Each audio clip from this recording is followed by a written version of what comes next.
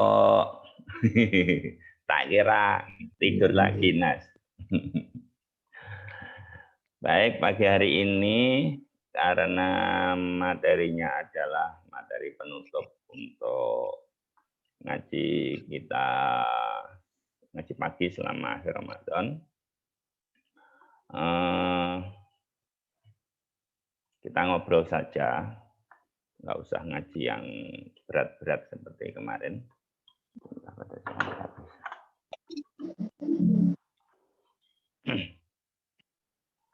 Nanti sambung menyambung ya, diskusi aja. Teman-teman bisa menyampaikan, karena hari ini hari terakhir Ramadan tahun ini tanggal 30 ya, jarang-jarang Ramadan 30 hari itu. Akumulasi sih karena durasi 1 bulan Ramadan itu biasanya kan 29 hari lebih sedikit, sekitar 29,5 hari. Makanya dalam berapa tahun sekali mesti ada 30-nya akumulasi dari setengah hari kali sekian tahun itu. Nah, karena Ramadan tahun ini kita lumayan panjang, 30 hari. Jadi permintaan kita kemarin dikabulkan ya, mudah-mudahan masih puasa hari ini. Besok sudah nggak bisa puasa. Jadi teman-teman pagi ini saya ingin teman-teman menyampaikan 3 hal saja. Nanti gantian. Ya, siapa dulu. Untuk refleksi karena ini kan akhir puasa, jadi refleksi. Yang pertama, apa yang sudah berhasil dilakukan selama bulan puasa ini. Yang kedua, apa yang belum berhasil dilakukan. Jadi yang pertama yang sudah berhasil apa, yang kedua dari rencana yang sudah direncanakan di awal puasa ini mau melakukan ini ternyata belum berhasil, itu apa. Terus yang terakhir, tahun depan, Ramadan tahun depan, kalau kita ditakdirkan untuk bisa bertemu lagi dengan Ramadan tahun depan, itu rencananya apa yang mau dimaksimalkan untuk dilakukan. Jadi 3 hal itu ya. Untuk yang Ramadan ini, apa yang sudah berhasil, apa yang belum, terus yang berikutnya rencana untuk Ramadan tahun depan. Baik, siapa dulu? Mbak Maria dulu, Mbak Inas dulu, atau Mas Susada dulu? Inas, Ustaz. Oh Inas, silakan Mbak Inas. Nggak usah rebutan, Des. Bukan piala bergilir ini, ayo. Mas udah dulu, Ustaz, tak pindah tempat dulu, bentar. Oh, mau pindah tempat. Alasan Inas. Sudah dulu. Benar. Mas Susada dulu dah, atau Mbak Maria dulu, ayo siapa yang dulu? Kayak setoran rapot.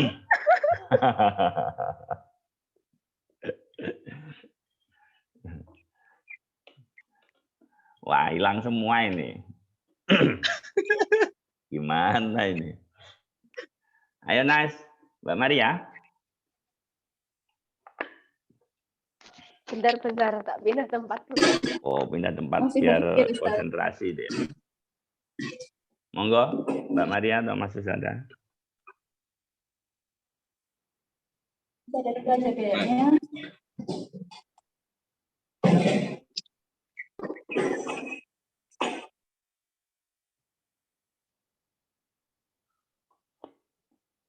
Loh, ayo.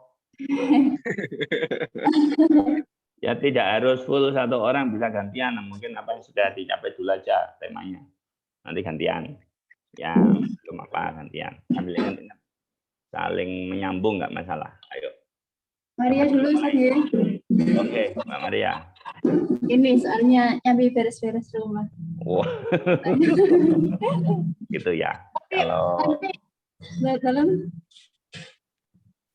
tapi Maria ada terpikirkan Ustaz apa ya? Itu rumahnya nggak beres toh, kok baru beres-beres sekarang.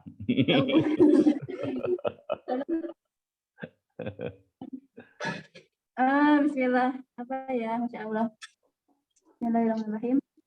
3 hal. Yang pertama tadi yang sudah berhasil. Itu Ustaz. Jadi Maria itu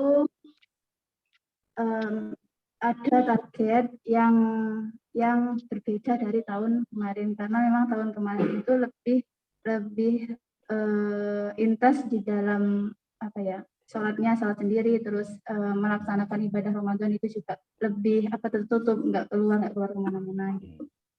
Jadi untuk target yang tahun kemarin ya alhamdulillah beberapa tercapai, ya ibadah sendiri-sendiri gitu. Terus untuk yang tahun ini alhamdulillah lebih longgar untuk menjalin silaturahim keluar dan melaksanakan sholat di luar, maksudnya di masjid dan sebagainya.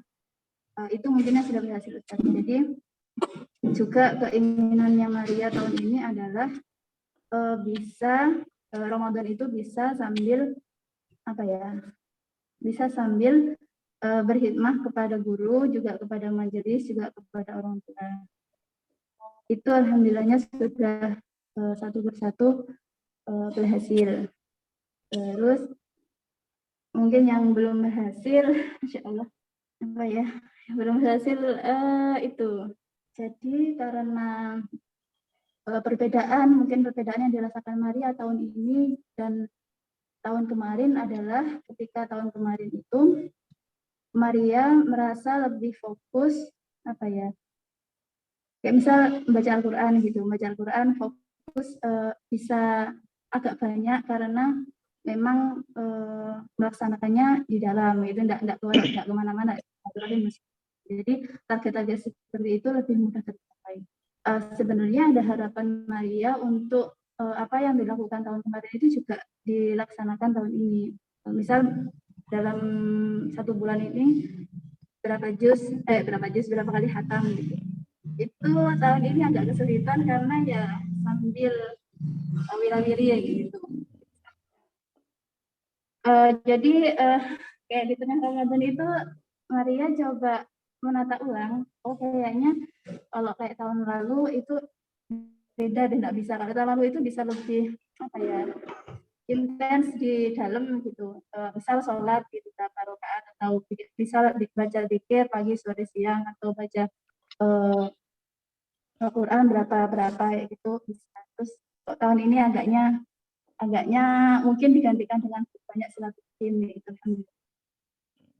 Ya rencana tahun depan, rencana tahun depan kemungkinan masih ingin menyelesaikan target yang tahun ini belum selesai. Jadi penggabungan antara ini mohon maaf ini Ustaz sama teman-teman, ini tidak mau sambung atau gimana. Jadi kepinginnya kalau tahun depan itu tetap hampir sama dengan tahun ini, yaitu menggabungkan ibadah gitu, ibadah di dalam gimana ya bahasanya, penggabungan antara tahun yang kemarin sama tahun ini. Bulat ya Ustaz ya. Gitu. Terus juga itu sih Ustaz, saya ngerasanya Ramadan ini itu nggak tahu ya, Ramadan ini berbedanya karena mungkin alhamdulillah kita diuji corona itu juga alhamdulillah kita lebih mempersiapkannya betul-betul gitu. Tapi ketika sekarang itu mungkin nggak tahu, ini mungkin Husyada nanti bisa menambahkan ya bagaimana keadaan corona itu kayak agak longgar, tetapi saya sendiri rasanya kayak agak nggak ngenteng, masih agak nggak beda semangatnya dengan yang tahun sebelumnya. Itu Ustaz. Mohon maaf nih. Terima kasih. Dari Maria begitu Ustaz. Mungkin nanti bisa ditambahkan pejangan dan sebagainya.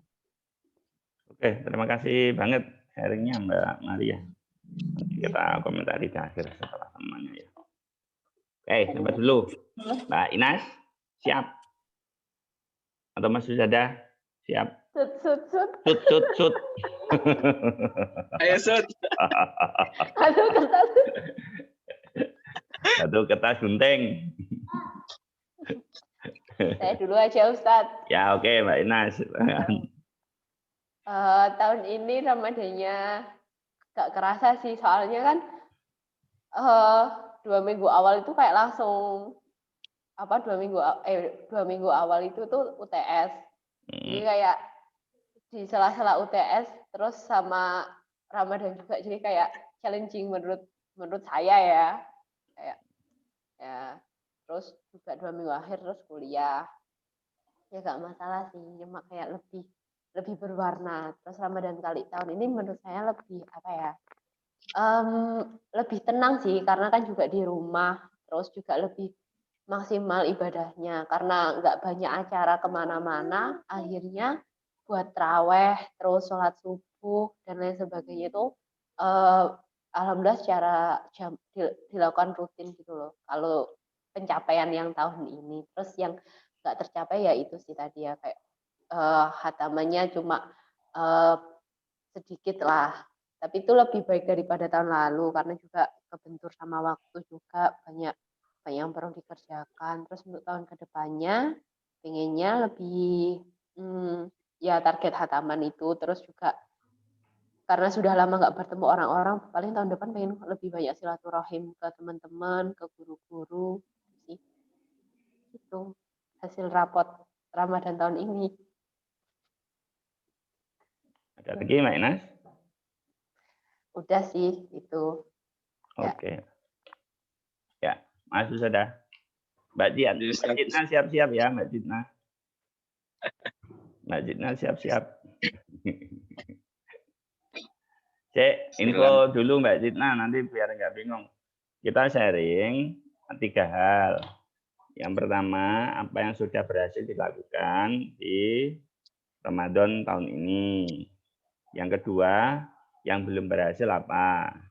Yang ketiga, kalau Ramadan tahun depan kita masih bisa ketemu, rencananya apa gitu ya, mau ngapain. Oke, Mas Sujada silakan. Bismillahirrahmanirrahim. Alhamdulillah wassalatu wassalamu ala Rasulillah. Kalau yang pertama apa yang berhasil, sebenarnya Ustadz ada satu target utama Ustadz apa itu tahun ini. Jadi kayak pengennya itu Ramadan tahun itu benar-benar bisa menumbuhkan kesadaran gitu, kayak apa-apa bisa, kalau bahasa anak kekinian kayak mindfulness terus kayak kita berbuat ini sadar, jadi nggak semata-mata otomatis gitu, nggak semata-mata ngerjain ini ya udah karena kebiasaan, dalam artian nggak ada proses berpikir, nggak ada proses niat, nggak ada proses menjiwai hal tersebut. Tapi nyatanya ini jadi yang kedua dulu Ustadz. Tapi nyatanya justru kayak masih go kayak habis ini apa. Jadi kayak masih belum bisa kayak gitu, padahal kegiatan akademik juga secara itu selesai. Tapi enggak tahu Kak, masih kayak enggak sesuai gitu Ustadz, kayak pengennya kayak gitu tapi nyatanya masih kayak diburu-burui sesuatu padahal enggak ada yang buru-burui kayak gitu. Jadi sebenarnya target besar utamanya itu menurut saya tidak tercapai sih. Dan entah kenapa Ustadz ya Mas, kayak kalau sekarang kan sebetulnya sudah lebih terbuka, masih kayak bisa traweh, bisa iktikaf, bisa sembarang, tapi nyatanya itu kenapa ya kayak di akhir Ramadan tuh bekasnya itu kayak kerasaan tahun sebelumnya gitu. Padahal tahun sebelumnya itu justru di rumah, kegiatannya ya di rumah, tapi ada bekas yang kayak lebih dalam dulu gitu Ustaz. Itu yang pertama Ustaz. Yang pertanyaan, tapi untuk pertanyaan yang kedua. Pertanyaan pertama, jadi untuk target sadar itu Ustaz merinci gitu Ustaz. Jadi ada beberapa, salah satu yang menurut saya cukup berhasil di tahun ini itu membangun hubungan sama Quran Ustaz. Biasanya itu kalau Ramadan sebelumnya itu misal targetnya targetnya setengah juz setiap hari gitu. Itu tuh di akhir tahun, di akhir Ramadan tuh biasanya kayak harus benar-benar ada sesi rekapan Ustaz. Jadi kayak maraton ngumpulin yang kemarin belum kebaca. Tapi alhamdulillah tahun ini tuh bisa lebih istiqomah. Jadi di akhir Ramadan tuh benar-benar sesuai dengan pace-nya, lebih nggak ada namanya maraton gitu, Ustaz. Jadi alhamdulillah bisa kayak gitu. Berharap sekali semoga di akhir Ramadan, setelah Ramadan tuh masih bisa terus mendawamkan itu. Terus yang berikutnya, yang terakhir, apa yang mungkin atau mau dilakukan di Ramadan tahun depan, Bismillah, semoga Allah berikan kesempatan lagi. Itu sih, balik ke yang mindful itu sih, soalnya kayaknya apa ya, sebetulnya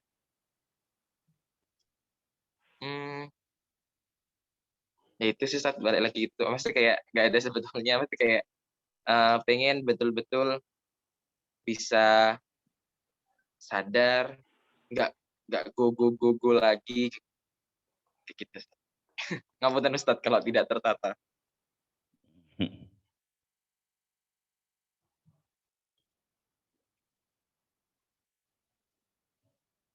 Ada lagi, Mas Sujada? Sudah itu? Sampun Ustaz. Oke, giliran Mbak Jitna.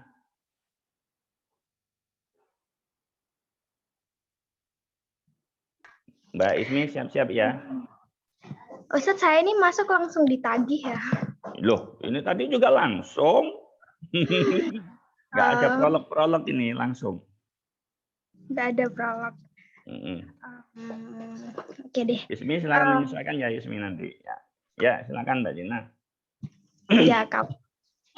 Kalau saya pribadi sih, Ramadan tahun ini rasanya kayak meskipun lebih longgar, tapi saya masih ngerasa sama kayak tahun lalu karena full satu bulan ini saya tarawihnya di rumah. Karena memang benar-benar nggak ini sih banyak khawatirnya gitu. Kemudian dan apa namanya?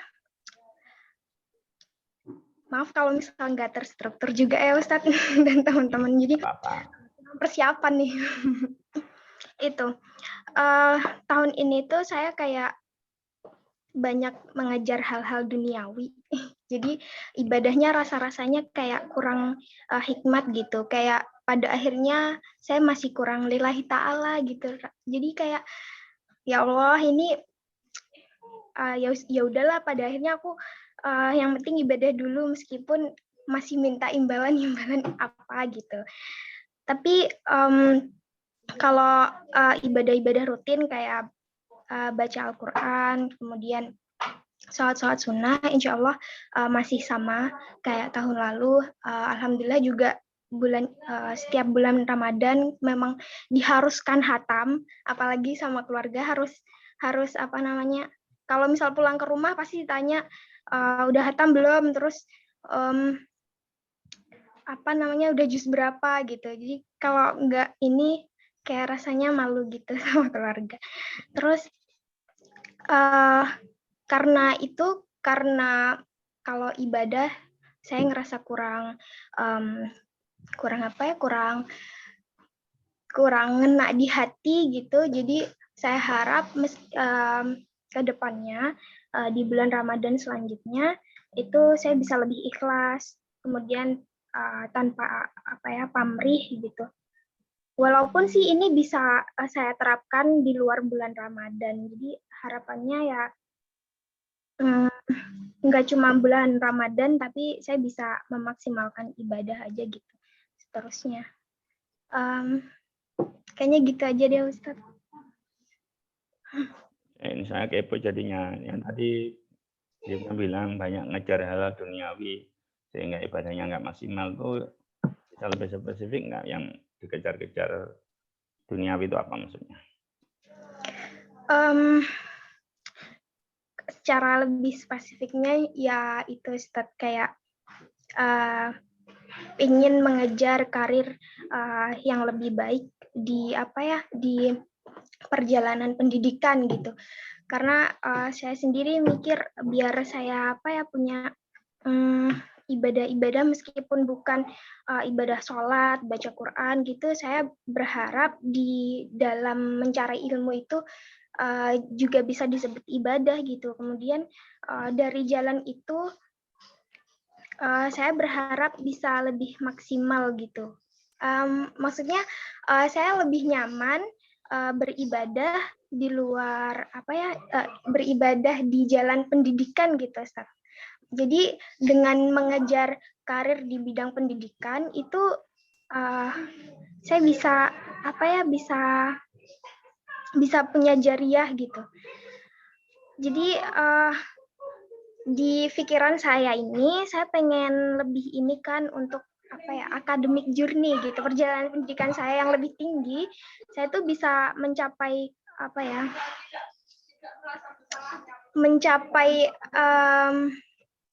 kualitas diri saya yang lebih baik gitu, nggak cuman secara duniawi tapi juga nilai-nilai ibadah gitu loh, Ustaz. Jadi ya karena saya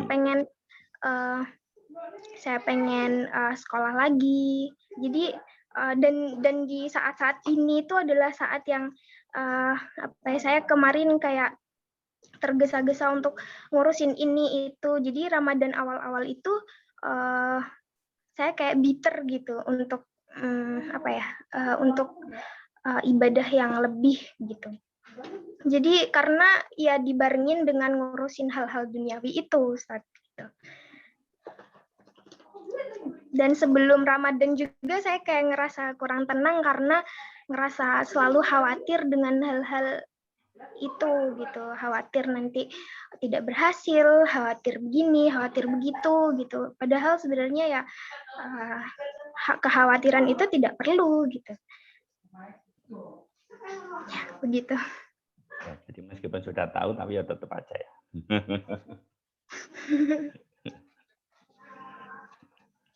Oke, Mbak Jitna, ada lagi yang mau ditambahkan, Mbak Jitna? Sudah. Oke. Oke, Mbak Ismi. Giliran Mbak Ismi. Ya, silakan Mbak Ismi, mikrofonnya dinyalakan. Assalamualaikum warahmatullahi wabarakatuh. Ini jadi rasanya Ramadan tahun ini ya, Ustaz? Ya, jadi yang pertama, apa yang sudah berhasil dilakukan di Ramadan tahun ini.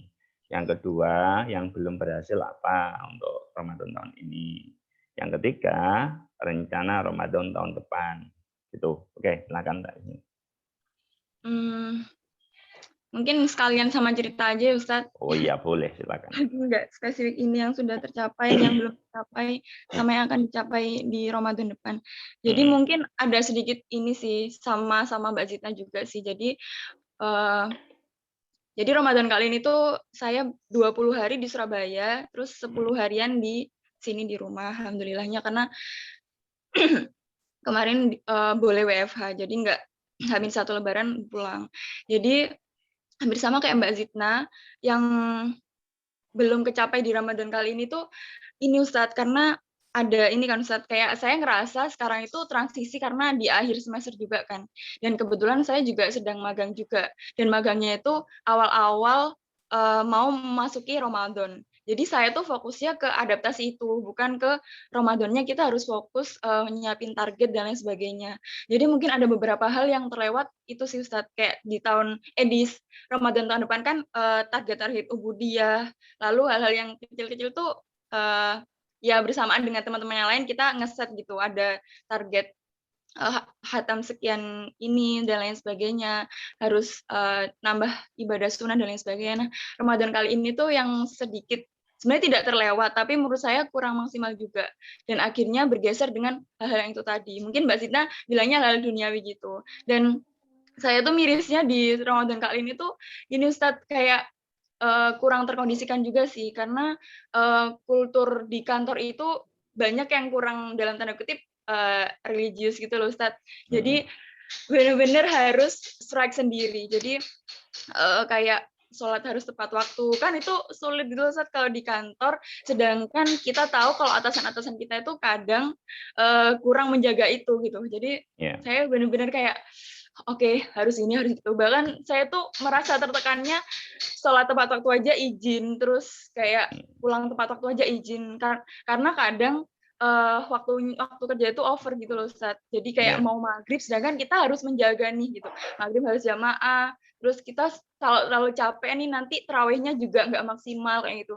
Jadi ya harus bener-bener itu sih kayak saya ngerasa struggle banget gitu loh. Maksudnya kayak di Surabaya itu. Jadi belum lagi urusan di kampus. Saya sekarang semester akhir ada yang diurusin, masalah skripsi dan lain-lain. Jadi kayak kepecah-kepecah gitu. Jadi ketika saya tuh inget banget kalau lagi mengusahakan banget nih Ustaz, walaupun capek gitu, oke saya harus terawih di sini karena terawih di sini walaupun saya capek tapi kayak kesentuh dikit langsung jadi mind blowing gitu. Astagfirullahaladzim kayak gitu-gitu Ustaz. Jadi refleksinya tuh dapat banget gitu loh. Tapi ya sometimes karena kadang terlalu capek juga ya sudahlah gitu. Dalam tanda kutip kayak apa adanya aja gitu. Jadi saya ngerasa kalau pengennya yang ingin dicapai di Ramadan tahun depan seperti apapun kondisinya, walaupun saya menilainya kayak belum stabil ya Ustaz, tapi tetap ketenangan itu kudu dijaga dan mau nggak mau ya harus struggle di sana juga gitu sih. Jadi saya sangat ngerasa Ramadan kali ini benar-benar ya kayak Mbak Zitna tadi, karena pengennya kita berhasil di sisi yang itu, tapi masalah ubudiyah dan spiritual kita kurang gitu loh Ustaz. Tapi tetap mengusahakan di itu sih, dan alhamdulillahnya ketika pulang di rumah di 10 hari terakhir kayak akhirnya kan ibu kan cerita kan saya terus kayak ya Allah kayak gitu-gitu miris juga Ustaz, kayak aduh gitu. Jadi memang beda banget sih ketika kita benar-benar di semester-semester yang kemarin tuh ngerasa stabil aja. Jadi ya udah kita mau ngeset apapun tetap dalam ini yang oke tenang dan lain sebagainya, dan menurut saya banyak mendukung. Tapi kalau sekarang karena dikondisikan di kos pun teman-teman kurang terkondisikan, lingkungan juga, lingkungan kerja juga seperti itu. Paling saya ya mentok dari orang tua, guru-guru yang benar-benar masih menjaga itu gitu. Tapi alhamdulillahnya 10 hari di rumah, ibu langsung gini sih kayak di rumah kan kalau khataman bareng-bareng gitu, ada Quran-Quran yang dibagi-bagi gitu kayak ya wes di situ benar-benar apalagi ditambah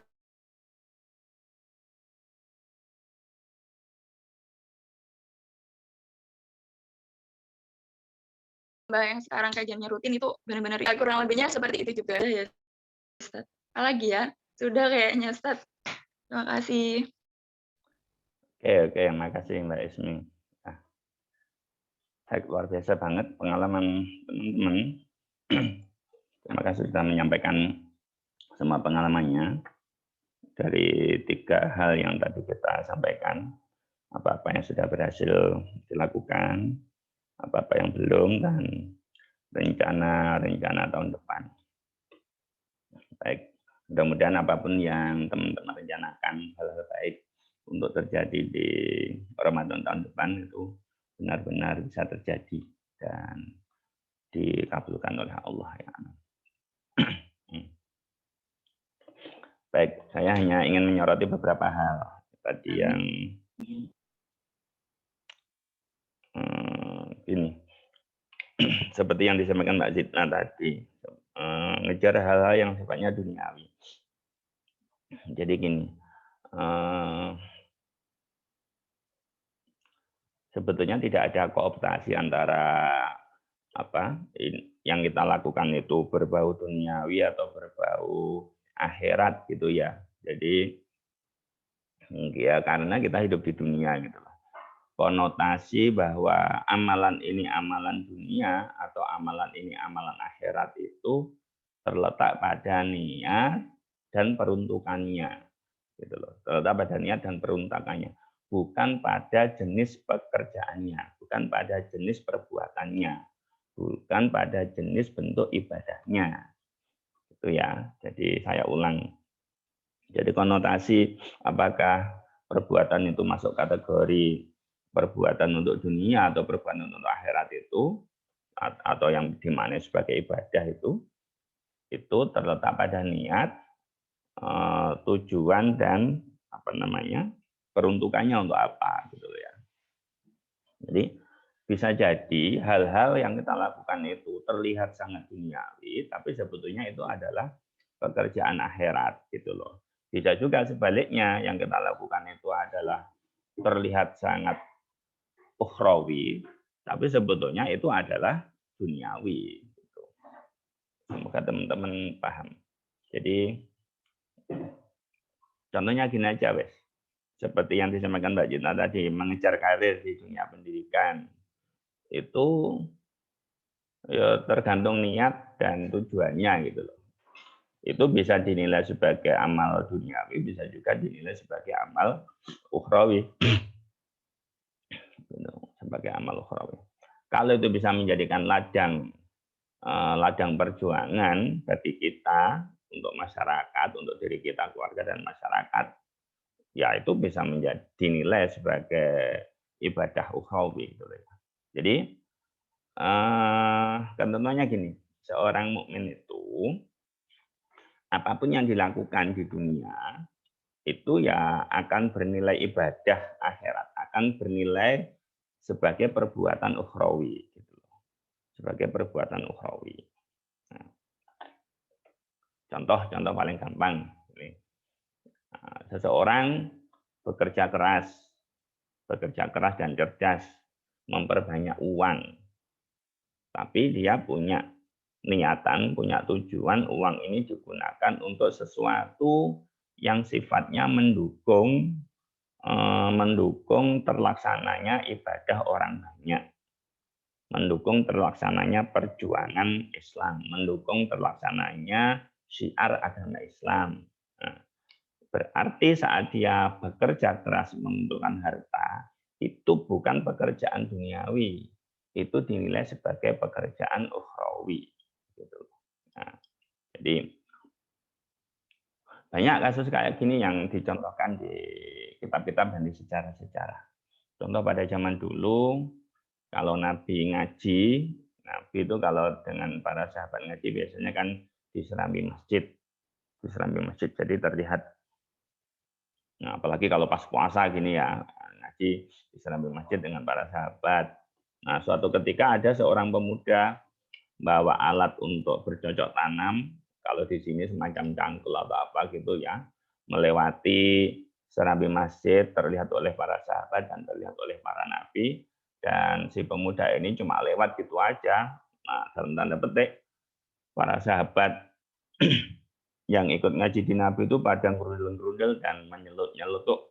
Kok nggak tahu diri banget anak muda ini. Puasa-puasa, Ramadan, nggak mau memperbanyak ibadah, gini-gini, dan seterusnya. Dalam tanda petik, di pikiran para sahabat ini menganggap pemuda yang lewat untuk bekerja entah di ladang, entah di mana itu dianggap tidak memanfaatkan waktu sebaik mungkin untuk beribadah. Apa yang lantas Nabi mengingatkan para sahabat, jangan bilang gitu, jangan gerundel gitu pada orang tersebut. Bisa jadi dia bekerja itu untuk menghidupi keluarganya di rumah. Itu juga sebuah ibadah. Itu juga sunnahku. Itu juga ajaranku. Jadi semua yang terjadi di dunia ini yang kita lakukan itu nilainya ibadah. Berpulangnya kepada niat dan tujuan kita. Niat dan tujuan kita. Makanya boleh sih, artinya ibadah-ibadah yang sifatnya ritual banyak itu ya sangat sah-sah saja, apalagi bulan Ramadan. Tapi jangan pernah kita punya pikiran, punya mindset, punya patokan bahwa hanya sektor itu yang dinilai baik saat puasa. Terus sektor-sektor yang lain tidak ternilai. Gitu loh. Makanya kebiasaan di Jazirah Arab itu kan biasanya kalau bulan Ramadan itu mereka mengkhususkan diri untuk melakukan ibadah yang sifatnya ritual. Jadi kalau biasanya bekerja, khusus Ramadan mereka tutup, tidak mau bekerja. Khusus untuk itikaf, untuk baca Quran, untuk sholat, untuk macam-macam yang sifatnya ritual dan membatasi diri untuk melakukan sesuatu yang sifatnya dalam tanda petik terkesan duniawi. Nah, kita harus membuka mindset kita bahwa ya bisa jadi semuanya itu nilainya ibadah. Artinya kalau sekarang saya sholat duha atau sekarang saya baca Quran sampai sekian juz, itu jangan dikira nilainya lebih tinggi daripada saya berangkat ke sawah mencangkul untuk mencari nafkah, untuk menghidupi keluarga saya. Jangan dikira lebih tinggi derajatnya daripada saya nyopir angkutan karena pekerjaan saya sopir untuk mencari nafkah untuk menghidupi keluarga. Jangan dikira lebih tinggi derajatnya daripada saya berangkat ke kampus, menuntut ilmu, mencari ilmu, dan seterusnya. Jangan kira lebih tinggi derajatnya dibanding seperti Mbak Citna ngurusi karir pendidikan dan seterusnya. Itu semuanya berpulang pada niat, tujuan, dan kemanfaatan yang akan kita peroleh, yang akan mampu kita lakukan setelah kita melakukan itu. Gitu loh. Jadi teman-teman harus membuka diri soal ini. Supaya apa? Supaya dunia ini tetap berputar. Tetap berputar. Sebab kalau semua orang mindsetnya terlalu ekstrim, entah ekstrim kiri atau ekstrim kanan, dunia ini akan berhenti. Coba teman-teman bayangkan kalau puasa ini semua orang punya pikiran yang sama bahwa semuanya harus memperbanyak sholat di masjid, harus memperbanyak itikaf di masjid, itikaf mulai tanggal 21 masuk masjid, keluar tanggal 30 dan seterusnya. Kalau semua orang punya prinsip seperti itu, ya habislah dunia. Siapa yang akan jaga mall, siapa yang akan jaga malam jadi security, siapa yang akan nyopir angkutan, siapa yang akan ini. Padahal kalau tidak ada orang-orang itu yang nggak akan berputar, nggak ada lebaran, nggak ada orang bisa takjil dan seterusnya. Jadi semuanya itu harus dinilai sesuai porsinya, sesuai porsinya. Jadi jangan sampai kita merasa kecil seperti yang disampaikan Ismi sama Zidna tadi. Kalau saya tidak maksimal di sini seakan-akan itu nilai nilai puasa saya tahun ini kok nggak sehebat tahun kemarin gitu loh. Meskipun itu tidak bisa dicuri perasaan itu ya, tapi bisa jadi itu gara-gara mindset kita yang kurang terbuka gitu loh, kurang terbuka. Jadi ada jenis-jenis kepuasan. Kalau mindset kita bisa terbuka, bisa menerima semua itu, maka tingkat kepuasannya pasti sederajat kok, pasti sederajat. Jadi saat kita puas melakukan ibadah sholat misalnya sampai sekian jam, atau melakukan bacaan Quran atau memahami tafsir dan seterusnya sekian jam, kita kuat, kepuasannya itu seperti apa. Kalau kita bisa menerapkan kepuasan itu di lini pekerjaan lain yang terkesan bukan ritual, itulah baru kita benar-benar bisa bisa menghormati semua jenis ibadah yang bahkan terlihat duniawi sekalipun. Gitu loh. Nah, bisa jadi terjadi sebaliknya loh ya. Ibadah yang sifatnya ritual, yang benar-benar terlihat ukhrawi, bisa jadi duniawi gitu loh. Bisa jadi duniawi. Contoh yang paling gampang, contohnya begini. Kalau saya ini takmir masjid di masjid yang terpelosok gitu, di pinggiran kampung yang tidak terlalu banyak penduduk. Saya ingin masjid saya ini ramai, atau saya bikin propaganda, bikin iklan untuk sholat tahajud bersama, untuk sahur bersama, untuk ngaji bersama, untuk macam-macam lah pokoknya. Masjid harus ramai, harus diramaikan gitu loh. Hati-hati, perbuatannya sama, tapi niatnya nggak sama gitu loh ya. Kalau niatnya bagus, oke, itu bagus. Tapi kadang orang menata niat itu sangat susah, ya kan. Umpama saya takmir yang seperti itu, jangan-jangan niat saya bukan tulus untuk memakmurkan masjid, tapi hanya untuk show, untuk menunjukkan, kalau yang jadi takmir saya itu masjid ini bisa ramai. Jadi susah banget. Kalau itu yang terjadi, maka saya secara pribadi itu berarti yang dikejar bukan dalam tanda petik ukhrawi, itu kesannya sangat duniawi akhirnya. Jadi kita wajib berhati-hati soal penataan niat ini, gitu ya, penataan niat. Itu. Jadi itu teman-teman salah satu yang saya bisa komentari ya, Tuh. Nah, Mbak Maria, Ina, Susada dan seterusnya. Ini banyak sekali masukan tentang kondisi. Jadi kondisi yang ada di luar diri kita, terutama saat setahun terakhir ini adalah kondisi pandemi. bisa jadi ini juga membolak-balikkan kegiatan apa yang bisa kita lakukan dan kegiatan apa yang tidak bisa kita lakukan, yang tidak bisa sama persis dengan tahun-tahun sebelumnya saat belum ada pandemi gitu. Nah, ini maksud saya. Jadi keadaannya terjadi di luar diri kita itu bisa jadi mengubah jenis kegiatan atau membatasi sesuatu yang bisa dilakukan atau yang tidak bisa dilakukan gitu loh. Tapi itu seharusnya tidak boleh mengubah apa bahasanya Mas Sujada tadi, meaningnya, tidak mengubah rasa kita dalam melakukan itu gitu loh. Jadi ini yang agak susah memang ya, agak susah. Jadi harus dilatih dan dilatih gitu loh. Antara kita sholat full sendiri di rumah seperti kasusnya Mbak Maria tadi, terus sekarang bisa full jamaah di masjid dan seterusnya. Saat nanti kepepet oleh keadaan pandemi itu bisa akan terjadi. Gitu. Nah, maka kita harus melatih diri kita supaya tetap terjaga kualitas rasa yang ada di diri kita saat kita melakukan itu dimanapun, dengan siapapun, sendirian atau bersama orang lain, di masjid atau di rumah, ada temannya atau tidak, dan seterusnya. Itu menjaga konsistensi rasa itu yang paling penting. Supaya kita dalam tanda petik, kalau menganggap pas pandemi ini tidak bisa maksimal, terus jangan sampai nanti perasaan kita menyalahkan kondisi pandemi. Padahal ini juga takdirnya Allah, ya kan? Seperti itu. Nah,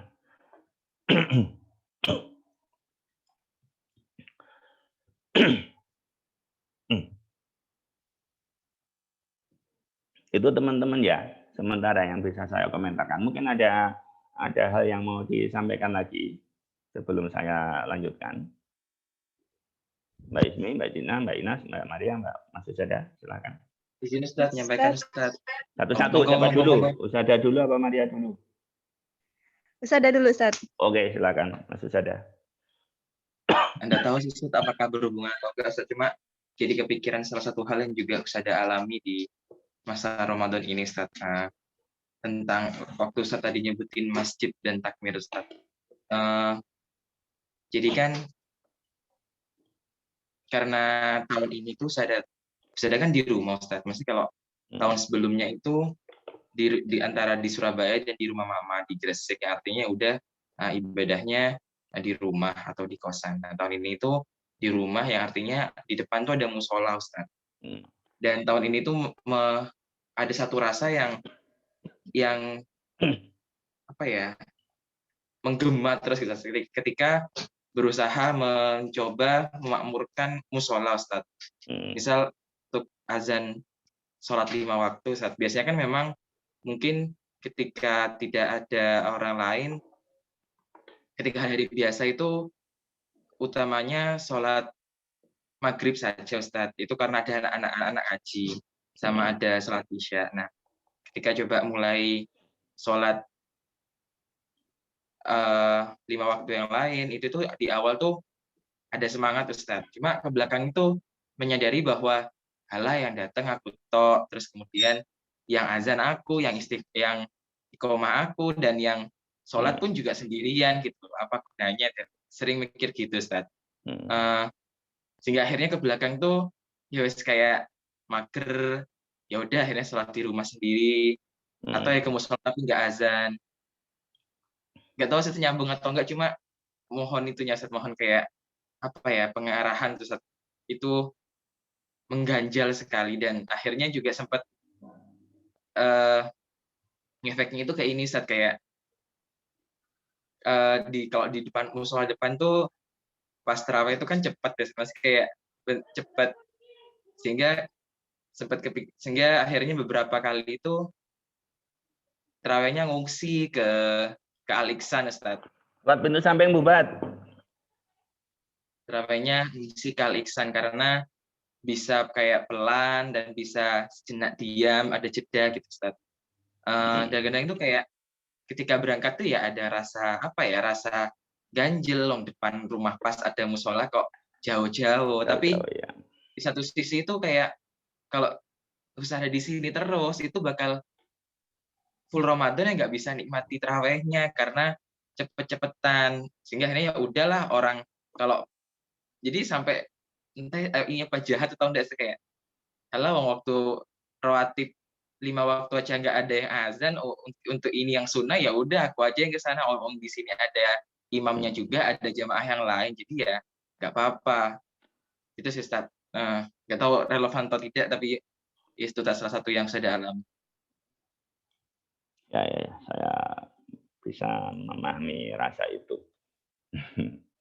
Jadi itu beratnya jadi apa ya, penggerak.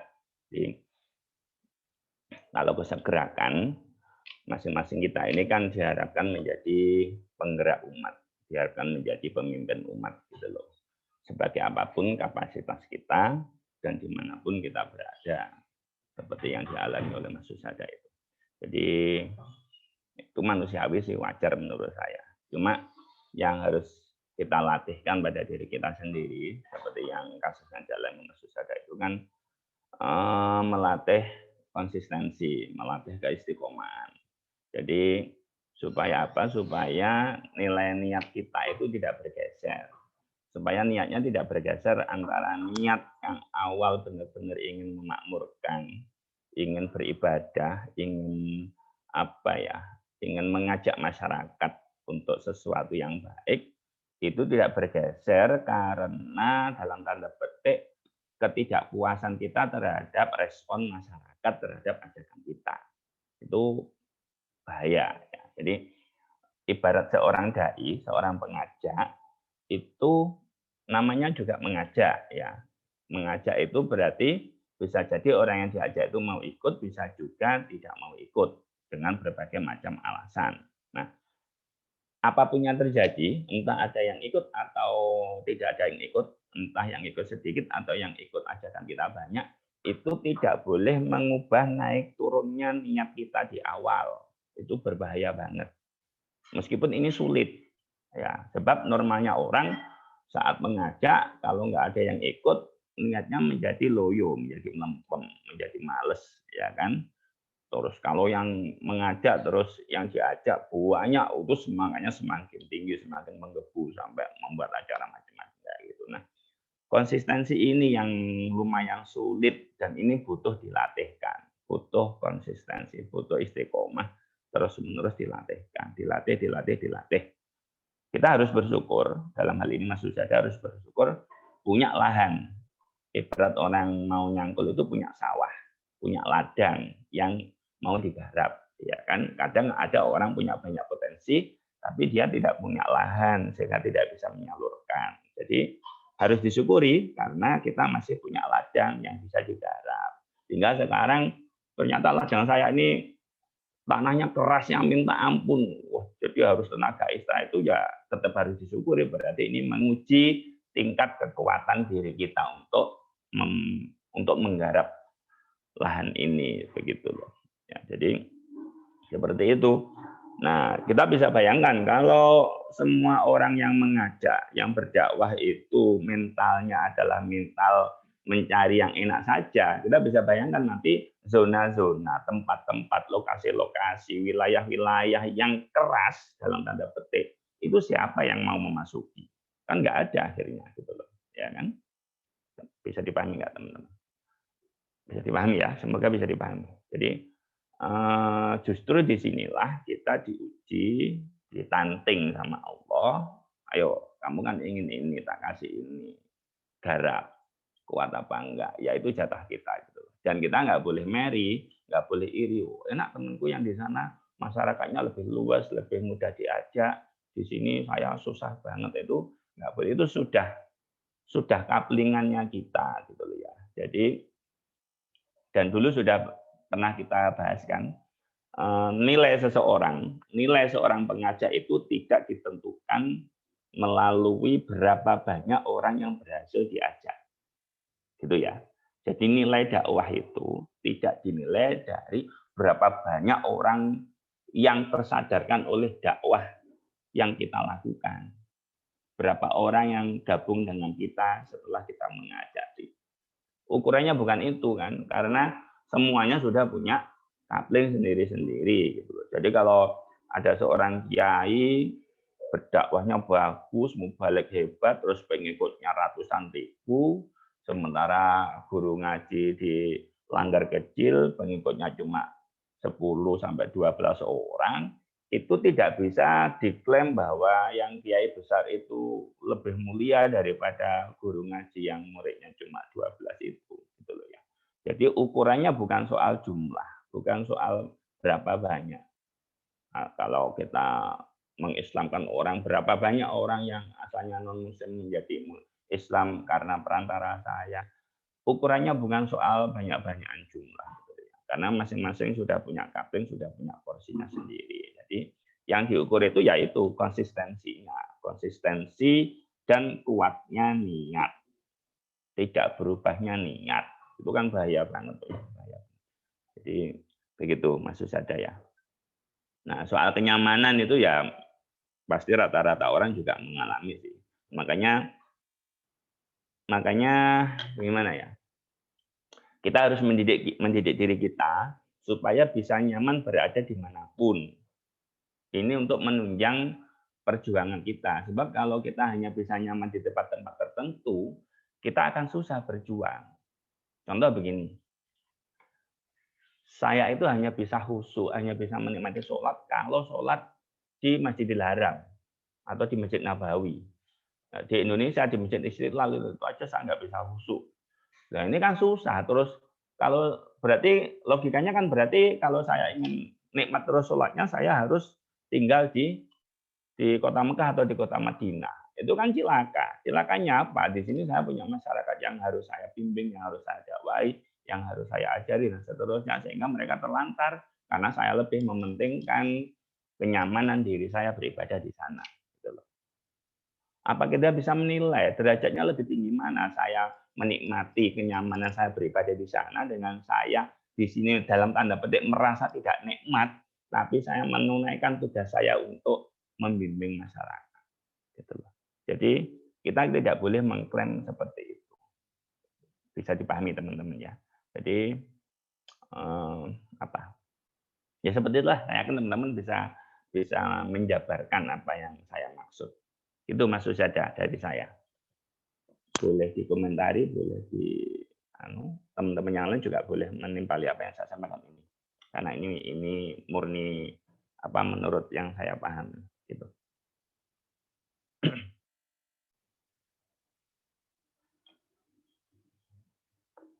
Gimana Mas Susada? Ada yang mau disampaikan lagi? Ustaz, apa ya?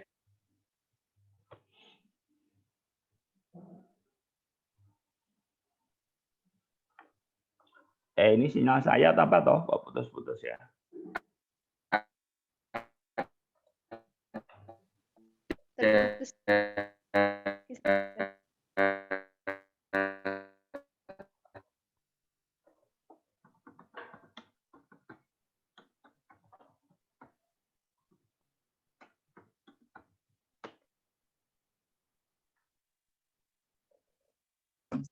Kayaknya itu salah satu hal. Halo, tes merah. Tes Ustaz, Assalamualaikum. Ya, baru terdengar. Diulangi Mas Susada, tadi nggak kedengaran. Jadi Ustaz,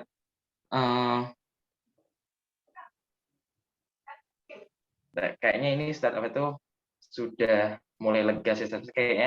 Kayaknya apa yang Ustaz rasakan sekarang itu hanya apa ya, semacam mewakili apa yang sebelumnya itu sebenarnya dirasakan, cuma kayak diabaikan gitu Ustaz. Kayak mungkin Ustaz ngerasa aku lo sudah melakukan ini itu, ayolah sekarang yang lainnya, atau kayak ya kayak gitu Ustaz. Maksudnya kayak akhirnya mungkin disimbolisasinya sama Allah itu kayak melalui azan ini, sehingga akhirnya saya bisa menyampaikan itu gitu loh Ustaz, dan akhirnya lebih lega gitu sih.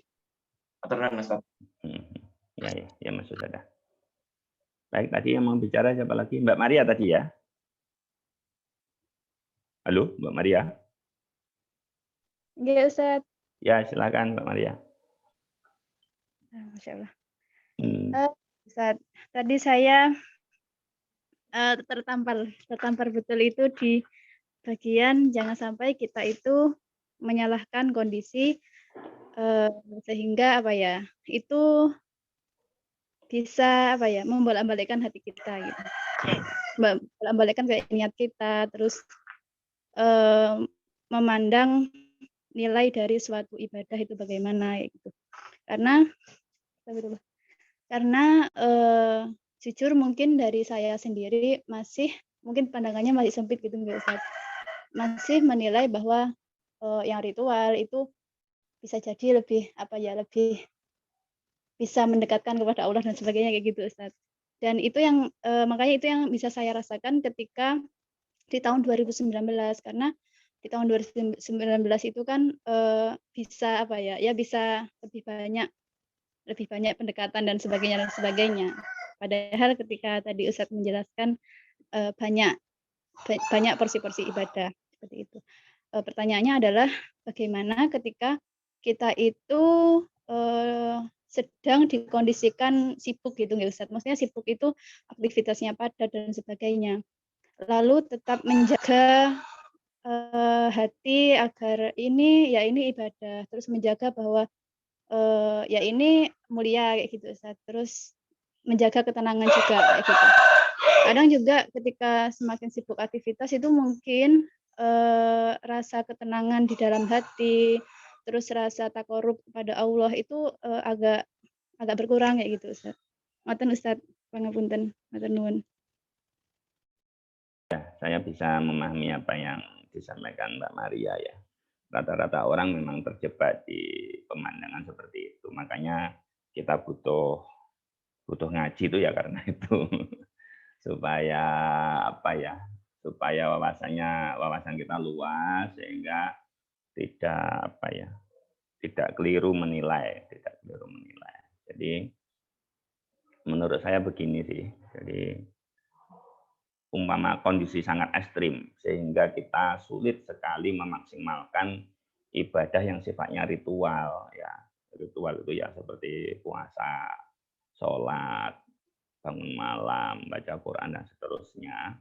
Maka yang harus dijaga itu adalah kualitas rasa kita, kualitas hati kita. Jadi gini, kalau masih sulit itu bisa dengan cara kita merunut itu melihat silsilah ibadahnya. Jadi meruntut ibadahnya. Jadi bisa diingat seperti tafsir yang kapan hari kita bahas itu, bahwa tugas kita di dunia itu dari Allah kan untuk liya'budun, untuk menyembah Allah, untuk beribadah kepada Allah. Nah, kita harus dudukkan dulu perkaranya. Yang dimaksud ibadah kepada Allah itu apa bentuknya? Apa bentuknya? Apakah sebatas ritual atau apa? Atau apa dan seterusnya. Sebab kalau kita salah penilaian ini nanti menjadi rusak. Jadi jangan dikira umpama orang membangun masjid itu statusnya lebih mulia daripada orang membangun rumah sakit, umpama gitu ya. Masjid tempat ibadah, rumah sakit kan tempatnya orang sakit. Seperti itu. Padahal kan sama-sama mulianya, ya kan, sama-sama mulianya gitu. Kalau nggak ada rumah sakit terus siapa yang ngurusi orang sakit? Kalau semuanya orang sakit nggak bisa dirawat, maka mereka juga nggak akan bisa pergi ke masjid gitu. Terus jangan dianggap kalau membangun masjid itu lebih mulia daripada membangun pasar. Pasar kan tempatnya banyak orang berbuat curang gini-gini dan seterusnya. Kalau nggak ada pasar, nggak ada perputaran ekonomi, nggak ada perputaran masuk keluar barang dan seterusnya. Jadi gimana teman-teman? Jadi itu harus didudukkan. Semuanya itu kan perangkat supaya kita tetap bisa hidup nyaman. Saat kita bisa hidup nyaman, kita bisa beribadah ritual dengan nyaman. Kan gitu toh? Bisa beribadah ritual dengan nyaman. Jadi ritual itu hanya salah satu jenis ibadah. Yang lain-lain itu juga ibadah, tergantung niatan kita. Bahkan kalau saya boleh ngomong ekstrim, sesuatu yang ritual bisa jadi nilainya bukan ibadah kalau niatnya salah. Kan bisa kayak gitu. Ya. Jadi Contoh kasus saat kita sudah rumpek, sulit sekali melaksanakan ritual ibadah secara maksimal karena tugas, karena apa. Katakanlah yang paling ekstrim, di saat Ramadan gini kita harus bekerja malam sehingga nggak mungkin bisa sholat taraweh gitu dan seterusnya. Maka menghadirkan rasa bahwa kita tarawih saat kita tidak tarawih itu yang paling penting untuk dilatihkan gitu ya. Jadi kita ada pekerjaan lembur di pabrik mulai jam 7 sampai jam 4 sampai sahur, sehingga nggak ada kesempatan kita untuk melakukan sholat tahajud, melakukan sholat tarawih dan seterusnya. Nah, jangan dikira orang-orang yang seperti ini derajatnya lebih rendah daripada yang full itikaf di masjid begitu ya. Jadi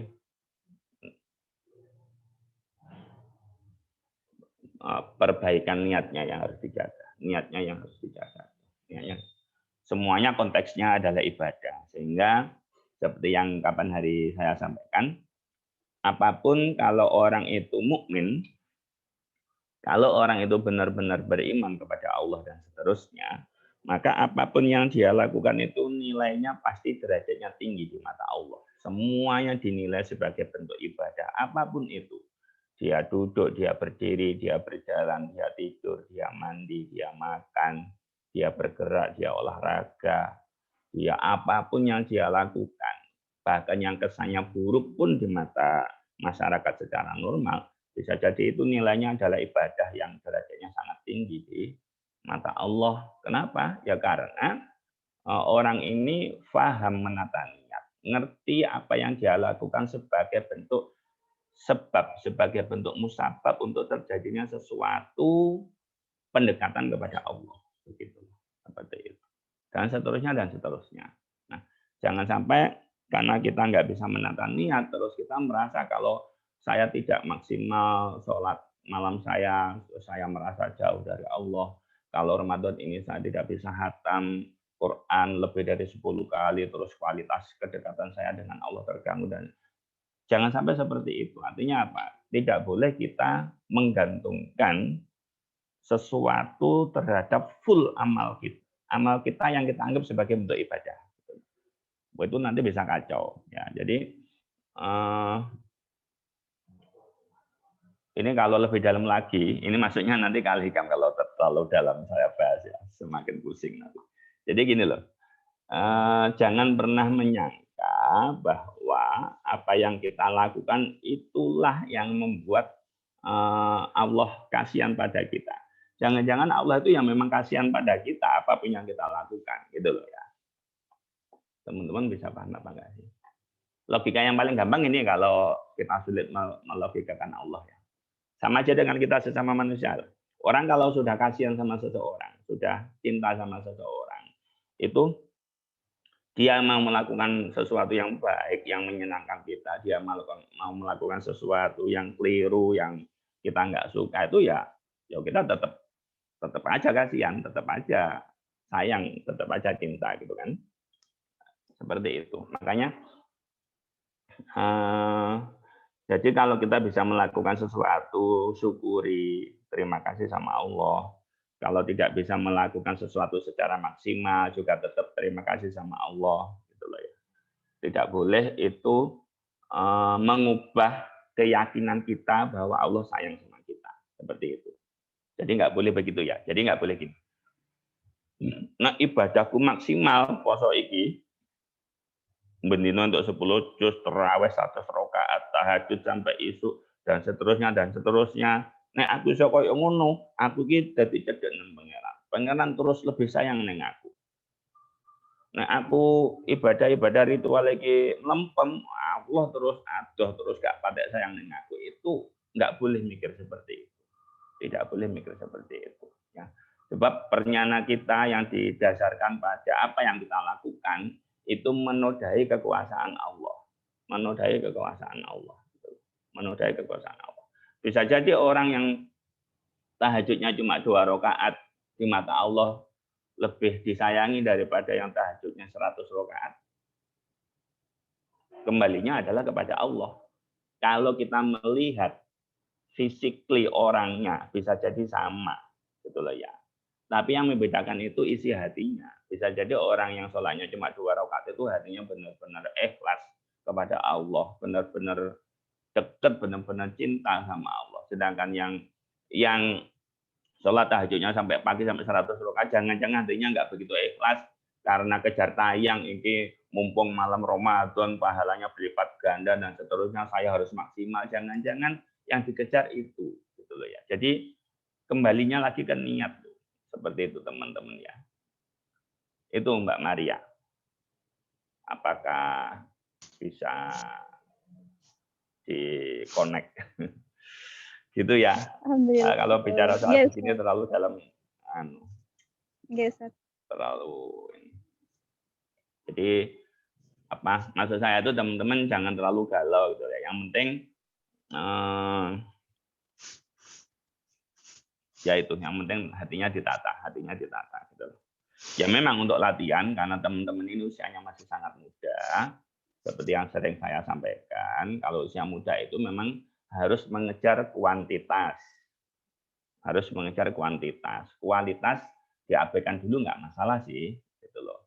Tapi karena teman-teman ini usianya sudah sudah diambang pergantian remaja ke dewasa ya, sudah harus memulai memegangkan kualitas. Gitu loh. Boleh sedih boleh. Saya puasa itu kok nggak bisa maksimal, sedih itu boleh. Dalam rangka untuk memacu supaya secara kuantitas bisa mengejar lebih banyak lagi. Gitu loh. Oh teman saya yang sama-sama usianya sebaya dia bisa sekian, saya kok cuma sekian, itu boleh merasa tertinggal boleh. Gitu. Tapi tetap harus belajar untuk meningkatkan mutunya. Supaya tidak ada perasaan sedih, tidak ada perasaan galau.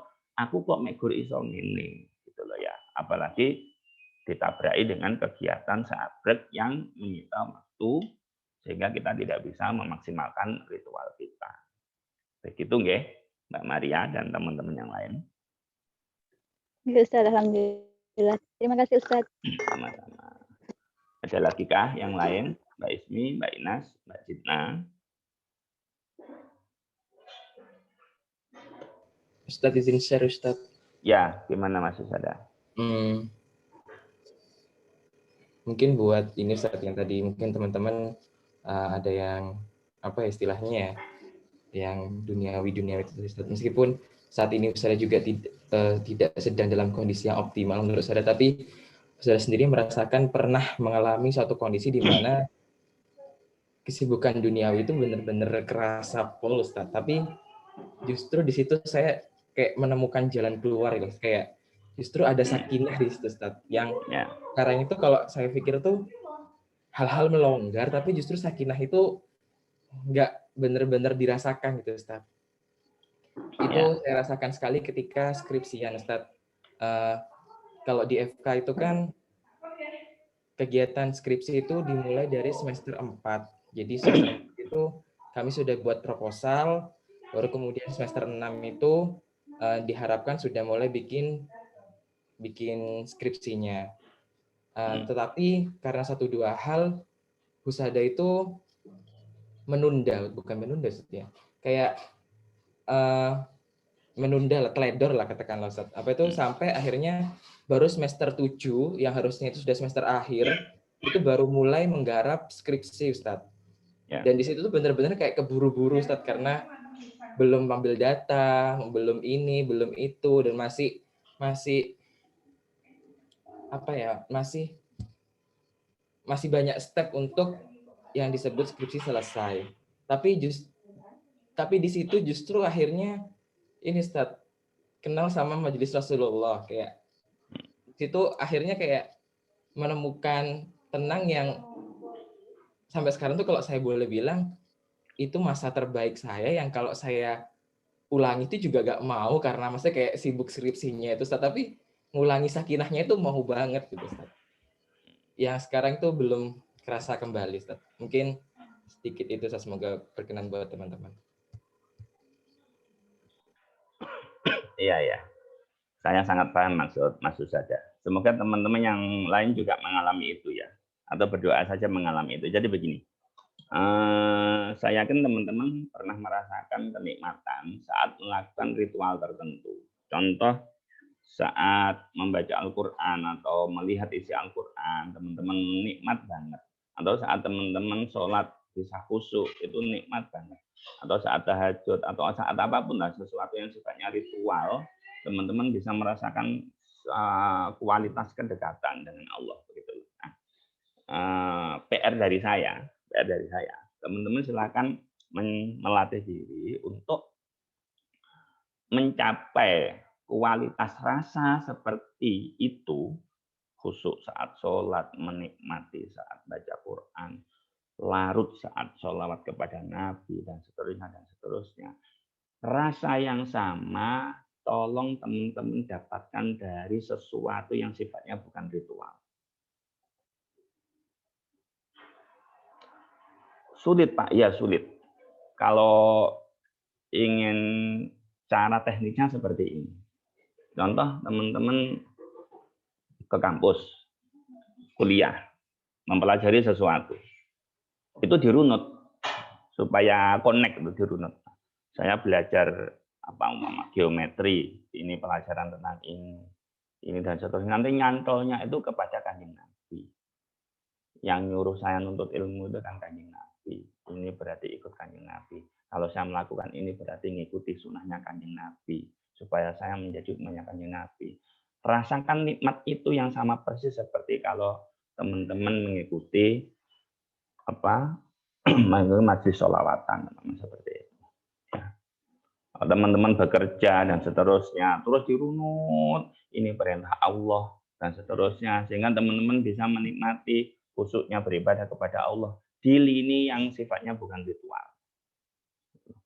Kalau itu teman-teman sudah sampai, maka nanti tidak akan menjadi ada bedanya antara teman-teman sholat iktikaf full di masjid mulai maghrib sampai subuh atau sampai 10 hari dengan teman-teman sibuk karena tuntutan profesi terus bekerja lembur di kantor dan seterusnya, maka teman-teman sudah tidak akan lagi ada keluhan kok saya nggak bisa maksimal ibadahnya hari ini atau bulan ini dan seterusnya, karena rasanya teman-teman bisa menghadirkan rasa yang sama di situ.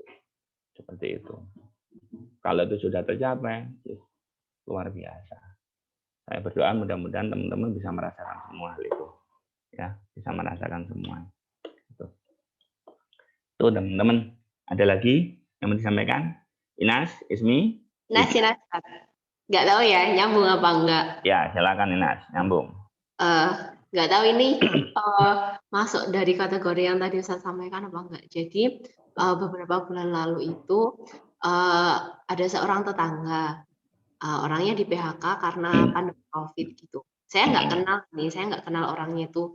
Orangnya juga pasti nggak kenal saya. Terus suatu hari orangnya ke rumah buat benerin sesuatu di rumah, terus akhirnya cerita. Nah dari cerita itu terus karena orangnya di PHK, terus saya tuh tiba-tiba keinget, oh iya ada salah satu teman saya yang dia itu kayak volunteer di sebuah yayasan dan mereka kayak punya program untuk bantu orang-orang yang terdampak COVID. Nah terus akhirnya karena saya juga nggak kenal orangnya, akhirnya kayak ya wes saya kirimkan aja itu nomornya, terus ya wes. Terus kemudian udah nih lama terus 2 bulan lalu ternyata orang tetangga saya itu masuk ke program yang diadakan oleh yayasan ini.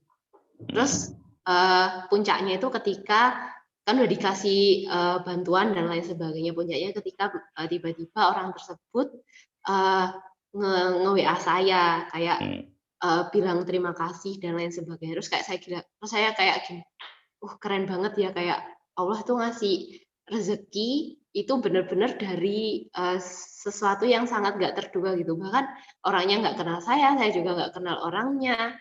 Terus ini yayasan itu juga nggak tahu dari mana. Terus kayak dari situ kayak sadar, kayak terus buat diri saya kayak enjoy gitu loh buat ngejalanin itu. Kan akhirnya saya juga kayak bantu buat jadi asisten mentor di salah satu yayasan itu. Terus kayak di situ kayak saya ketika ikut juga kayak enjoy buat ngejalanin itu, terus juga kayak bener-bener ngerasa pokoknya keren banget gitu loh, kayak takdirnya Allah itu buat ngasih seseorang rezeki atau sesuatu itu bener-bener sangat nggak terduga gitu. Gitu Ustaz ceritanya. Keren, cerita yang keren. Apa yang Mbak Inas rasakan? Mungkin ada bentuk kepuasan dari kejadian itu. Kayak kalau dari diri saya kayak ini pasti bukan karena saya cuma perantara aja ya, tapi kalau buat saya kayak akhirnya kayak ketagihan gitu loh, apalagi yang harus saya lakukan, kayak apalagi ya gitu. Ketagihan jadi perantara maksudnya.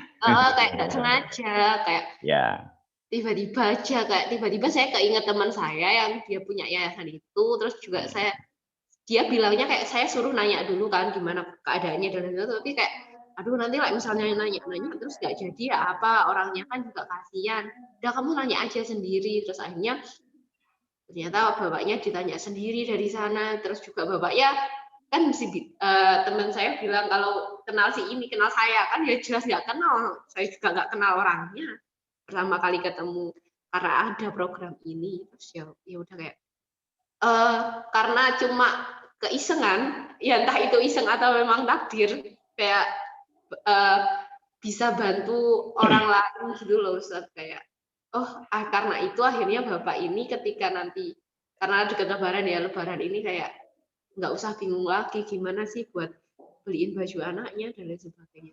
Dari saya pribadi itu kepuasan, tapi biar nggak sombong kayak ini pasti kayak peringatan dari Allah, kayak itu Mas, kamu itu tuh kasih tahu ini itu bakal nggak terduga kayak gitu sih. Ya Mbak Inas, dinikmati aja itu. Jadi peran-peran perantara itu memang sangat diperlukan di dunia ya. Banyak sekali orang-orang soleh yang fungsinya di dunia itu ya cuma sebagai perantara-perantara gitu toh. Makelar lah istilahnya, makelar ya. Makelar, penyampai. Itu biasanya makelar itu yang rezekinya paling banyak. Kan nggak butuh modal, cuma makelar ya, tapi dapat untung kan gitu tuh makelar itu, nebeng istilahnya. Bukan produsen, bukan apa, nebeng itu. Enaknya jadi makelar kan. Termasuk makelar soal makelar ketetapannya Allah untuk para makhluk itu luar biasa banget. Jadi gitu. Baik, terima kasih sharingnya Mbak Inas. Ada lagi tadi, siapa tadi? Mbak Jitna atau siapa yang mau bicara tadi?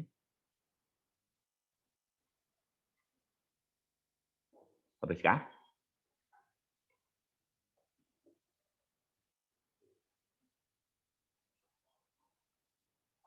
Baik, kalau nggak ada lagi yang mau nanti boleh nyusul-nyusul ya kalau mau berkomentar atau menyampaikan sesuatu lagi. Saya sambung sedikit sebelum kita tutup. Jam 8. Ya, tadi durasinya berapa jam? Baik. Jadi gini, ini catatan untuk hari terakhir Ramadan kita tahun ini. Mudah-mudahan bulan-bulan berikutnya sebelum datang Ramadan tahun depan lagi kita bisa menata diri lebih baik supaya kualitas Ramadan kita tahun depan jauh lebih baik daripada Ramadan tahun ini. Pun bulan-bulan setelah ini, Syawal, Dzulqa'dah dan seterusnya sampai Sa'ban juga menjadi bulan-bulan yang kualitasnya minimal mirip dengan yang sudah kita lakukan saat Ramadan ini. Syukur-syukur kalau lebih baik. Kalau lebih baik maka Ramadan tahun depan akan benar-benar melejit daripada tahun ini gitu teman-teman ya. Baik, saya sampaikan sesuatu yang sifatnya lebih esensi. Jadi puasa itu kajiannya ada kajian secara fikih dan ada kajian secara tasawuf, ya kan? Kalau secara fikih hukumnya ya sudah jelas. Syaratnya begini, yang membatalkan begini dan seterusnya teman-teman sudah paham semua. Yang secara tasawuf, secara hati, itu puasa itu ya menahan diri. Namanya puasa itu kan imsak, menahan dari apa? Menahan dari sesuatu yang bisa merusak hati kita. Apa saja yang merusak hati kita, merusak diri kita, juga segala sesuatu perbuatan buruk yang berkaitan dengan hati. Seperti yang rasanya orang, ngadu-ngadu, namimah, fitnah, berpikiran buruk, dan seterusnya, dan seterusnya. Itu juga sesuatu yang bersifat hati. Jadi harus diimsak, harus dijaga, harus ditahan, begitu loh. Nah, kalau level esensi ini sudah kita dapat, maka kondisi hati kita nanti akan sama antara fisik kita puasa atau tidak, itu sama seperti orang puasa kualitasnya gitu loh. Jadi jangan dikira kalau ada orang makan tidak puasa dalam tanda petik secara fisik dia tidak puasa, jangan dikira kualitasnya lebih rendah daripada orang yang secara fisik puasa. Bisa jadi yang tidak puasa itu esensi puasanya dia dapat, justru yang puasa esensi puasanya nggak dapat karena hatinya kemerungsung, pikirannya buruk, jelek sama orang pikirannya dan seterusnya gitu loh. Jadi puasa secara esensi gitu bahasanya. Gitu loh. Jadi entah kita benar-benar puasa tidak makan tidak minum ataupun kita sedang tidak dalam keadaan puasa, tapi esensi puasa itu tetap harus lekat pada diri kita. Gitu loh.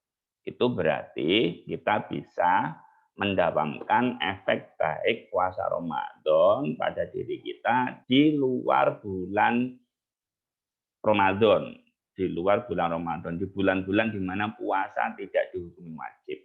Gitu. Artinya kalau di bulan-bulan tersebut yang di mana puasa tidak wajib, kita kebetulan tidak sedang puasa, tapi rasa puasa itu tetap kita dapat, tetap kita dapat. Di mana kita tetap menjaga bicara kita, menjaga hati kita, menjaga pikiran kita dari segala sesuatu yang bisa merusak diri dan merusak hati kita. Itu esensinya teman-teman ya.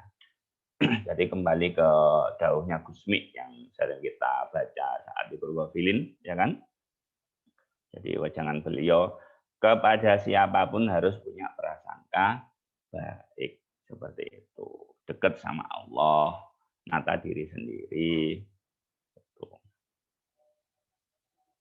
Ya bisa jadi kita sekarang baik, kita nggak tahu besok kita tetap baik apa jadi buruk. Kalau sekarang kita buruk, kita juga nggak tahu kalau besok kita bisa ditakdir menjadi baik. Sehingga tetap waspada, seperti itu. Nah, tetap waspada. Yang penting kepada Allah itu harus baik, harus berprasangka baik, husnudon. Ini pekerjaan yang paling berat bahwa seorang hamba itu harus husnudon kepada Kholiknya, husnudon kepada Allah. Karena husnudon ini merupakan pekerjaan hati yang paling tinggi ya. Jadi berat banget. Kalau kita bisa melakukannya berarti kita sukses menjadi hamba. Karena banyak orang yang terjebak di prasangka yang tidak baik kepada Allah. Kenapa? Karena mengukur-ukur Allah sesuai pikirannya. Padahal Allah kan bukan manusia. Sedangkan yang kita bisa akses itu ya pikiran manusia, bukan pikiran Allah.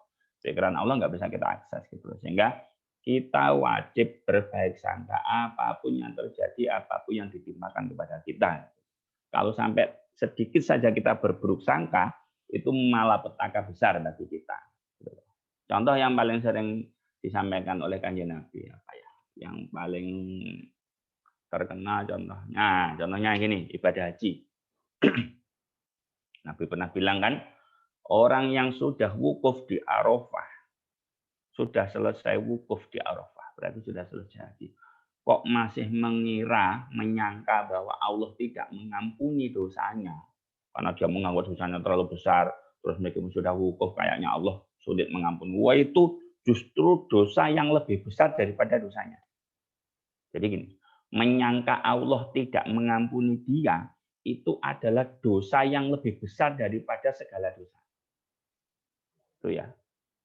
Padahal nas Nabi jelas, orang yang sudah wukuf di Arafah semua dosanya diampuni oleh Allah itu pasti.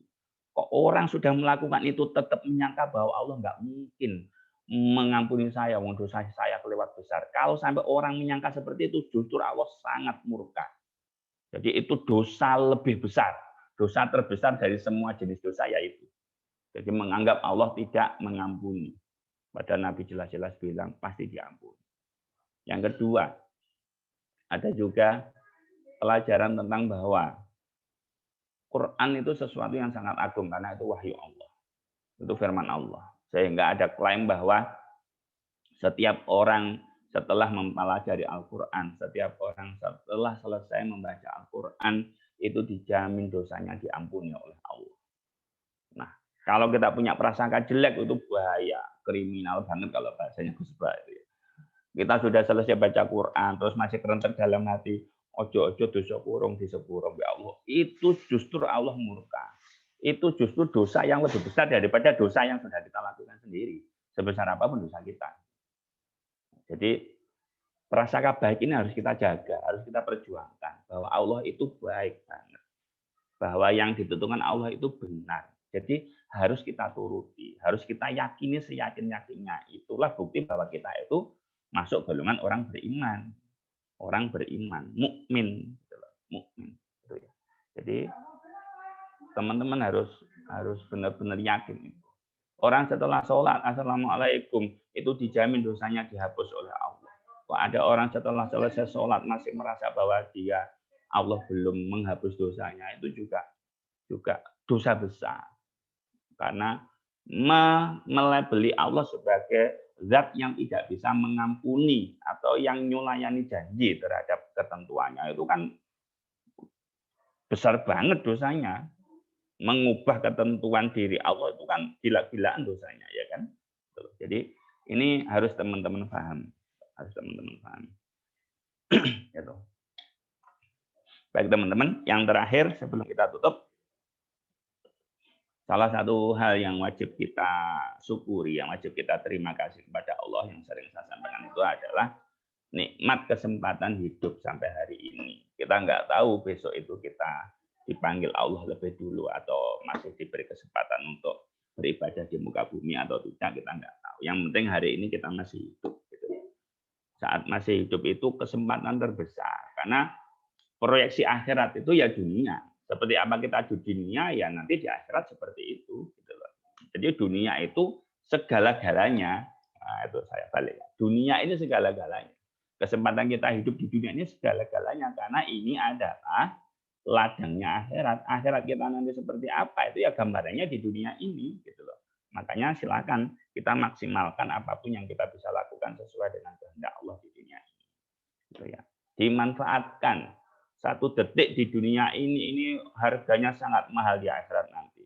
Kalau teman-teman mau ngitung satu detik di dunia ini nanti balasan di akhiratnya tuh ratusan ribuan tahun. Dulu di kelasnya Mbak Ismi pernah saya hitung-hitungkan gitu kan secara matematis gitu loh ya. Jadi makanya di ayat-ayat kapan hari kan sering muncul itu bahwa kalau orang mati menyesal itu keinginannya kan cuma satu, dia ingin diberi peluang untuk hidup lagi di dunia, ya kan? Kenapa? Alasannya dia ingin memperbanyak amal karena tahu tingkat balasannya saat dia sudah mati. Atau kalau itu kejelekan dia tahu siksanya sehingga saat dia ingin kembali ke dunia dia ingin tobat dan seterusnya. Makanya kehidupan di dunia ini sedemikian sangat berharganya. Setiap detik yang kita lalui di dunia ini sedemikian sangat berharga. Karena perbandingannya sangat gila-gilaan. Satu detik di sini bisa jadi nanti kita alami di akhirat itu ribuan jutaan tahun. Sehingga kalau satu detik ini saya isi dengan maksiat, maka ya sekian lama kita harus mempertanggungjawabkannya, mendapat siksa. Kalau kita isi dengan perbuatan baik, maka akan dibalas kita dengan kebaikan juga sekian lamanya di akhirat. Makanya setiap detik di bumi itu menjadi penentu kehidupan kita di akhirat. Ya. Bukan hitungan hari, bukan hitungan bulan, bukan hitungan tahun, tapi hitungan detik. Makanya kalau orang ingat kondisi akhirat, ingat kondisi mati, pasti orang itu akan benar-benar memanfaatkan waktu setiap detiknya untuk tidak terbuang percuma. Begitu. Nah, makanya saran para ulama, para kiai kita, kalau kita sedang sumpek hidupnya, kalau teman-teman sedang mengalami kebuntuan, kejumutan hidup, aktivitas numpuk sehingga pusing dan seterusnya, itu sarannya para kiai kan kita disuruh sowan, disuruh ziarah kubur. Kenapa kok begitu? Kenapa kok ziarah kubur? Kita bayangkan saat kita berada di kuburan itu, bayangkan kalau kita yang menjadi orang yang mati, yang dikubur di dalamnya, itu kembali ke penjelasan ayat-ayat yang kemarin, pasti keinginan kita cuma satu, pengen kembali hidup di dunia, kan gitu toh, pengen kembali hidup di dunia. Jadi keinginan semua orang mati, sekian juta, sekian triliun orang yang sudah mati itu kalau ditanya, keinginannya sama. Ingin kembali dihidupkan di dunia meskipun cuma 1 detik, meskipun cuma 1 menit, bahkan meskipun cuma 1 hari. Mereka sangat menghargai itu kalau sampai dikabulkan oleh Allah. Sayangnya nggak ada yang dikabulkan, ya kan? Jadi kalau ditanya, teman-teman bisa komunikasi dengan semua para mayit itu, keinginannya sama, ingin kembali dihidupkan di dunia. Nah, sekarang bayangkan saat kita berada di kuburan, terus meresapi keinginan para mayit seperti itu, terus kita melihat posisi kita sekarang yang masih ditakdir hidup, yang masih ada di dunia, di mana dunia yang kita rasakan sekarang ini, yang kita hidup di dalamnya ini benar-benar sangat diinginkan oleh semua orang yang mati, baik mereka orang jahat maupun orang yang paling baik sekalipun sama-sama ingin kembali ke dunia. Itu yang wajib kita syukuri dengan sangat, bahwa kita ditakdir masih ada di dunia. Sehingga kesempatan emas yang diidam-idamkan oleh semua orang mati itu masih ada di genggaman kita. Jadi kalau ini sampai kita sia-siakan, kalau orang yang mati itu dekat dengan kita, bisa jadi mereka mengutuk perbuatan kita. Kamu sudah masih diberi kesempatan gitu kok, tidak kamu manfaatkan. Aku aja yang sudah di sini ingin banget kalau dikasih kesempatan, meskipun hanya 1 detik hidup di dunia. Seperti itu, teman-teman. Jadi dimanfaatkan. Jadi syukuri, hidup itu sesuatu yang harus disyukuri. Umur itu sesuatu yang harus disyukuri. Dengan cara apa? Dengan cara memaksimalkan. Itu teman-teman ya, refleksi kita untuk Ramadan tahun ini. Mudah-mudahan ada manfaatnya. Mudah-mudahan kita diberi umur yang panjang oleh Allah untuk melaksanakan semua perintah Allah, menjauhi semua larangan Allah, melaksanakan semua tugas-tugas yang diamanahkan Allah kepada kita untuk kemaslahatan umat. Dan semoga kita masuk golongan orang-orang yang sabar, yang kuat, yang soleh, dan benar-benar bisa menjadi umat Nabi Muhammad yang baik. Gitu. Sebelum saya tutup, ada yang mau ditanyakan lagi, teman-teman?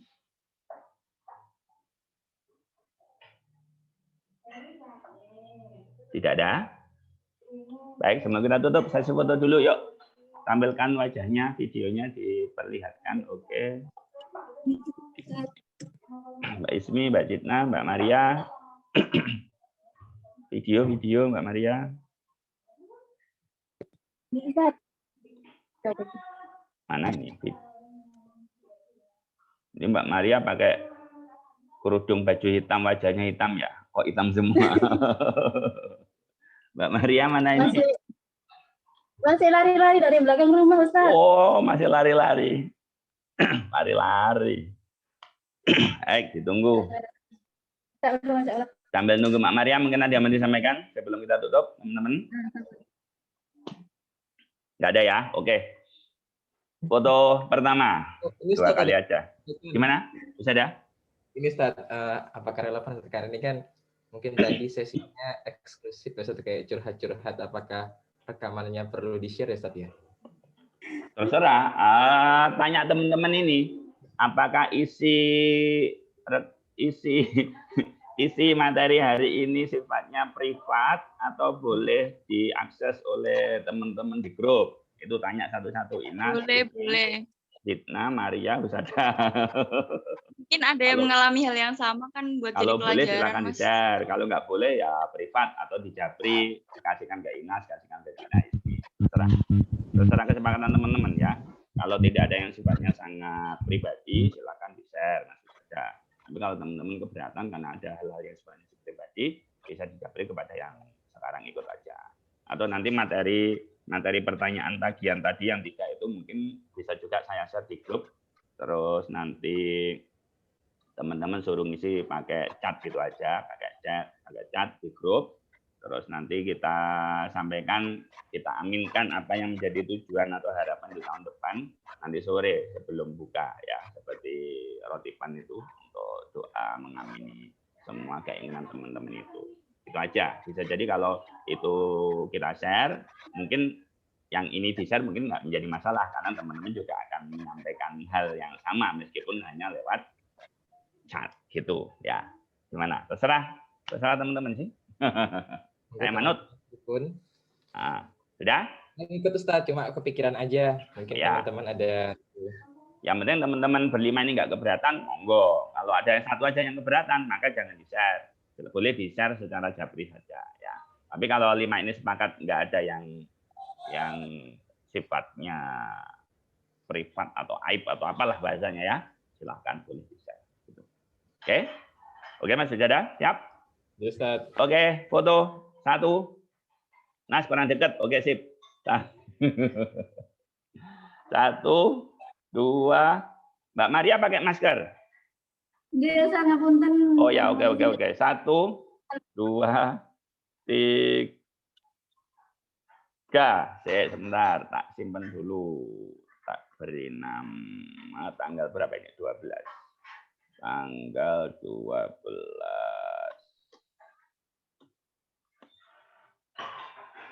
Oke, sekali lagi terakhir. 1, 2, 3.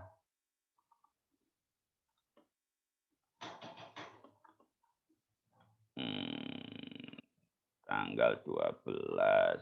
Oke. Baik teman-teman, terima kasih. Kita tutup dengan balasri dan doa kafatul majlis bersama-sama. Bismillahirrahmanirrahim. Wal asri innal insana lafi khusr. Alladzina amanu wa 'amilus sholihati wa tawassaw bil haqqi wa tawassaw bis sabr. Bismillahirrahmanirrahim. Subhanakallahumma wa bihamdik asyhadu an la ilaha illa anta astaghfiruka wa atubu ilaik. Subhanakallahumma wa bihamdik asyhadu an la ilaha illa anta astaghfiruka wa atubu ilaik. Subhanakallahumma wa bihamdik asyhadu an la ilaha illa anta astaghfiruka wa atubu ilaik. Terima kasih teman-teman, selamat menjalani hari terakhir puasa.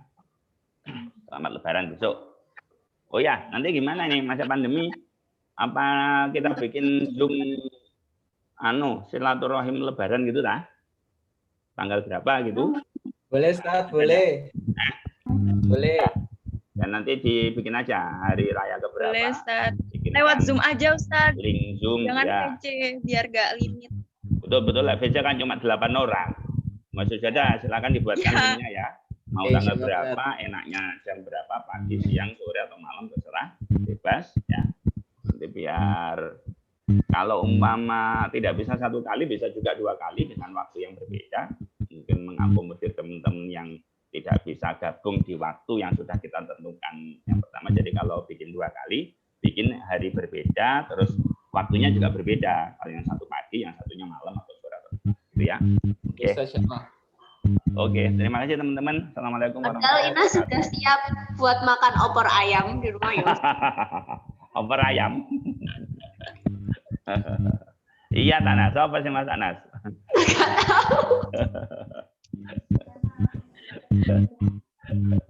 Ya wes, terima kasih teman-teman. Assalamualaikum warahmatullahi wabarakatuh. Selamat Ustaz. Ya, sama-sama. Teman-teman, tunggu. Apa itu terkait yang tadi, apa ada yang tidak berkenan? Misal kalau tadi sungkan disampaikan boleh PC ya? Oh ya. Berkenan kok Mas. Berkenan, Maria berkenan. Oke, siap. Mungkin Nina sama Zidna bisa PC nanti, misal belum ini. Soalnya Zidna tadi ngomong kayaknya nggak sudah suaranya. Ya, selamat lanjut aktivitas. Assalamualaikum. Salam.